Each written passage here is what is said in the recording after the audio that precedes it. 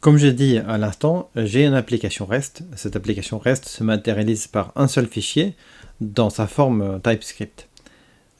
Pour s'y retrouver un peu, ici on déclare une route REST sur /price et qui est traitée par cette fonction anonyme. Là on a la request, là on a la response. Donc cette fonction va dépioter la request, va ensuite retourner une réponse un peu partout dans le fichier. Il va faire des requêtes à la base de données. Bref, ce n'est pas très testable tout ça.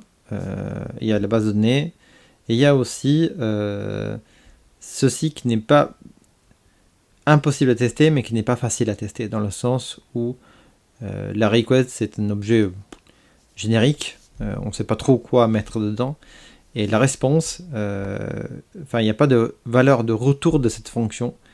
Il faudrait vérifier que res, on a appelé JSON avec les bons arguments, ce qui ajoute un peu de poids au test.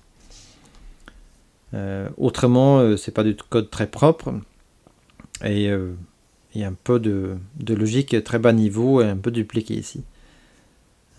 Donc on va écrire des tests pour ça. Pour ça, on a besoin d'une base de données. Là, en l'occurrence, moi, je vais utiliser Docker, où j'ai démarré une base de données MariaDB. J'ai des données dedans.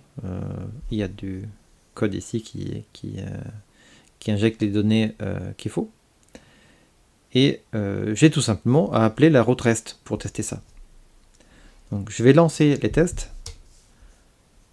Donc, qui sont là. Donc, les tests tournent en permanence, sauf qu'il n'y en a pas. On va regarder un peu ici. Effectivement, j'ai juste fait le boilerplate, mais il n'y a aucun test. Donc, on va écrire un. Là, ça peut se faire avec request app. Et puis, je get la route prices. Et il faut donner un argument de type. Bon. Et moi, je regardais la base de données, donc je sais qu'il faut ça pour avoir une réponse. Donc, je vais sauvegarder ça dans un variable. Et puis, je n'ai que à faire une insertion dessus. Donc, au début, je ne sais pas quelle valeur qu'il doit avoir, mais le seul fait de mettre une fausse valeur me montre directement qu'est-ce qu'il faut. Voilà, ça me renvoie ceci. Voilà, et là on voit que mon test passe car j'ai un carré vert là. Maintenant, on peut aller voir qu'est-ce qu'on a couvert comme code et qu'est-ce qui n'est pas couvert comme code. Donc là, le code de production, on voit que je passe là, là, là, ainsi de suite. Donc tous les points verts sont couverts par mon test. Et là, on voit que ça, c'est le premier endroit qui n'est pas couvert.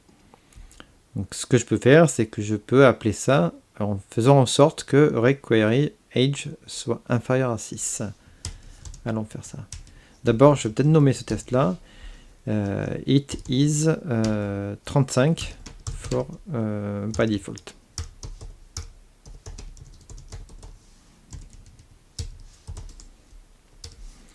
Allez, je vais prendre ce code-là.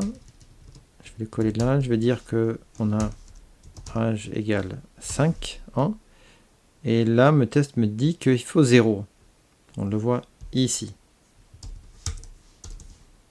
Et voilà, ça c'est cette branche couverte. Donc c'est quoi comme fonctionnalité? It is free for toddlers. Toddlers qui sont des tout petits enfants. Quelle est la prochaine branche pas couverte? C'est ici, là. Donc il faut que je appelle ça avec âge 14 par exemple.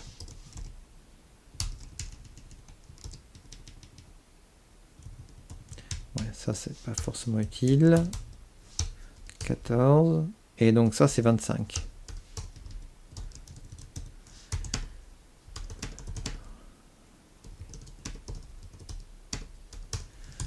Donc on voit que je ne fais que constater ce que fait l'application. Alors, qu'est-ce qui n'est pas couvert encore? Ça, c'est pas couvert. Donc, query age Donc il faudrait 65 ans.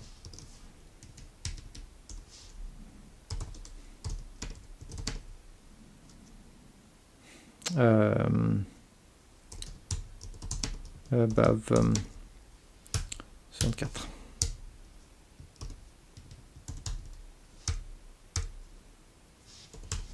Et pour 75, ça va être 27 ici. Et donc ça, c'est 27. Voilà. Là, on documente bien, on teste bien. Donc là, on voit que une bonne partie est couverte. Il reste cette partie-là qui concerne les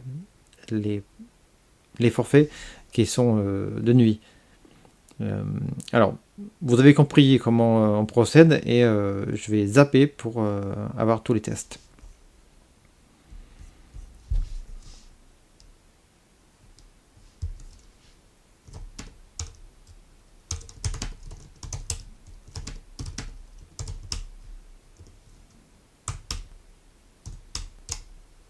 Voilà. Seule petite différence ici, c'est que j'ai tous les tests pour la nuit. Donc on voit que ici tout est testé. Et donc ça veut dire qu'on a fait la partie protégée et on peut se lancer dans le refactoring, donc préparer cette fonctionnalité.